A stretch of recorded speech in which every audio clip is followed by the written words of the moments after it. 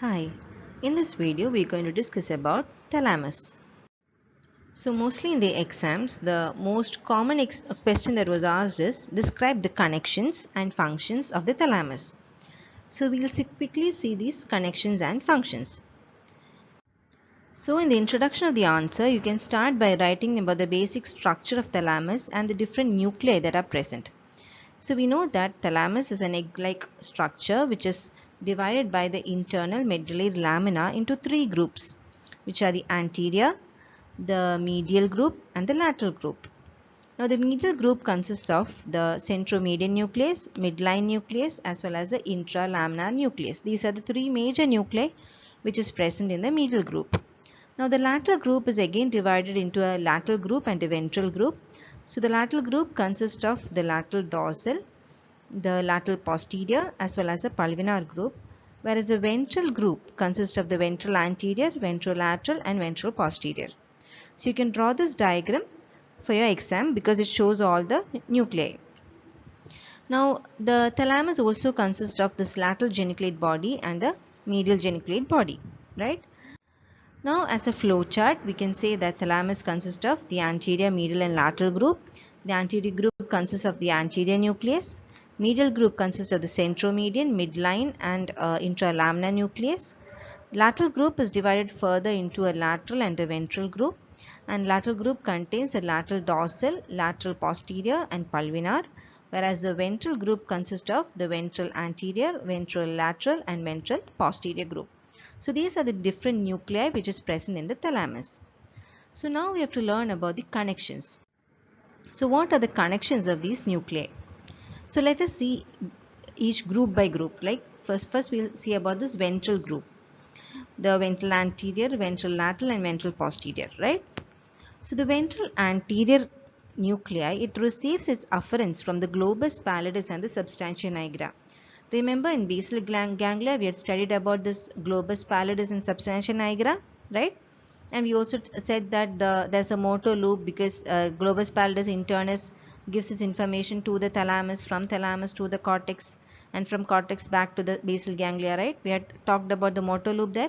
So this loop is actually a part of that, right?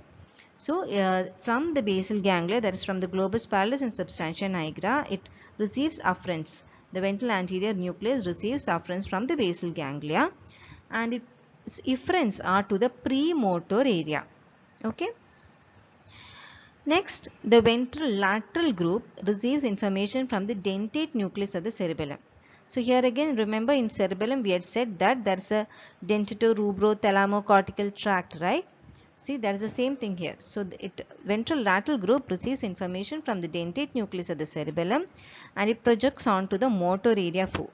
So from these two connections, we can say that thalamus has got a major role to play in our motor functions, right? See, it's receiving information from basal ganglia, receiving information from the cerebellum and is projecting onto the motor area. So which means this connection has a major role to play in the motor functions of the thalamus, right? Now let's see about the ventral posterior group. So these ventral posterior group actually receives information from the spinothalamic tract and trigymnothalamic tract. What is spinothalamic tract concerned with? With our sensations, right?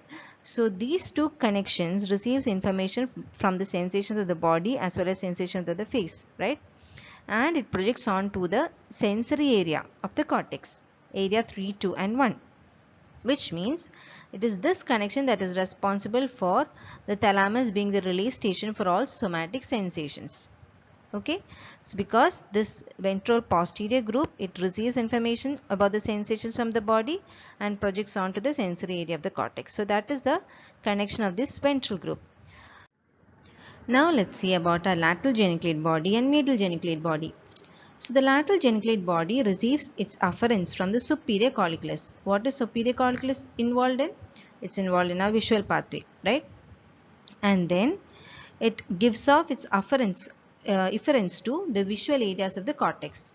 So remember, this lateral geniculate body is involved in our vision because it receives input from superior colliculus and projects onto the visual areas of the cortex. Now, medial geniculate body receives information from the inferior colliculus. What is inferior colliculus involved in? It is involved in our audition, auditory pathway, right? So the medial geniculate body projects that information to the acoustic area of the cortex. So remember, lateral geniculate body is for vision and medial geniculate body is for audition. You can remember it as L. L is for light, right? So lateral geniculate body is for our light sense or vision, and medial geniculate body is for audition. So it is because of this connection that we say that thalamus acts as a relay station for special sensations. See, all the special sensations like visual and audition reaches the thalamus except for olfaction, right? So thalamus acts as a relay for special sensations. Next group is our lateral group, which consists of the lateral dorsal, lateral posterior as well as pulvinar. So pulvinar receives its inputs or afferents from the lateral geniculate body and the medial geniculate body, and it projects onto the association areas of temporal, parietal and occipital, which means it is this part of thalamus that is involved in a language and speech, right? Because it receives information from both audition and vision, which will help us to speak as well as learn a language. Okay. And also now in the next group, there's the lateral posterior group, receives information from the ventral posterior. Remember we had said that ventral posterior receives our sensory inputs. Now it projects onto the lateral posterior, and lateral posterior will in turn produce its efferents to the superior parietal lobule and area 5 and 7, which means it is this connection which integrates our somatic, auditory and visual information. This part, this group will integrate all these information. Now lateral dorsal nucleus receives information from this medial group as well as the anterior group, and it then projects on to the cingulate and the hippocampus. So this cingulate and hippocampal gyrus is involved in our memory and emotion, which means our lateral dorsal along with our anterior group is involved in memory and emotion. Okay, so that is about the connections of the lateral group. Now we'll see about the connections of the anterior group. Anterior group, as I said, it receives information from the mammillothalamic tract. Where is this mammillothalamic tract involved? It is in our paper circuit. Okay, in limbic system, we learn about a paper circuit in which this mammillothalamic tract is present in that paper circuit.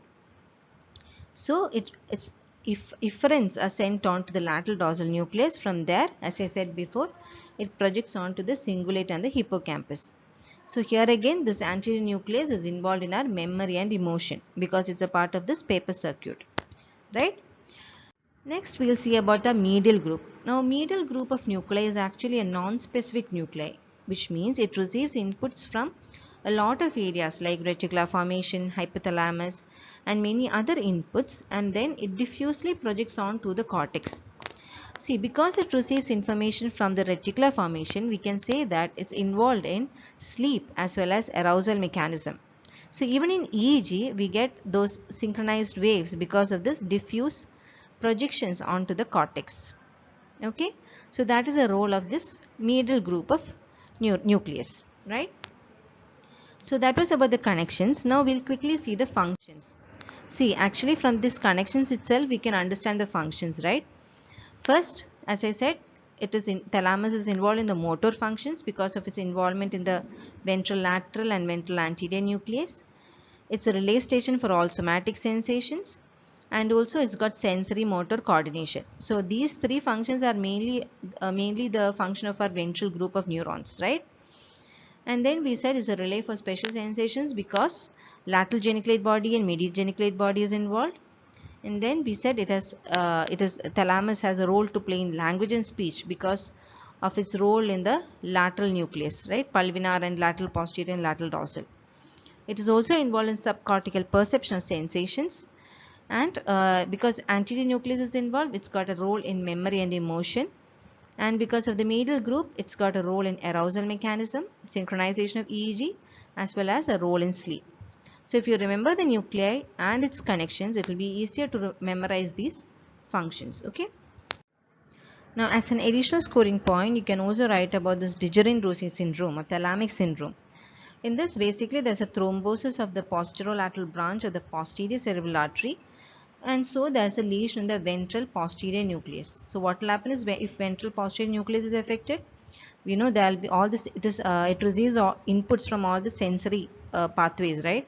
So all our sensations will be affected. Okay, so as an additional scoring point, you can write about this thalamic syndrome also, right? So far we've discussed about the different nuclei which is present in the thalamus, and we know its classification, and we have seen the different connections group by group. We first saw the ventral group, then we saw the lateral and the medial geniculate body, then we saw about this lateral group, then we saw about the anterior nucleus and about the midline nucleus, right? And then we saw the functions of each of these connections, right? So I hope you know what to write when a question like this is asked for the exam. Thank you.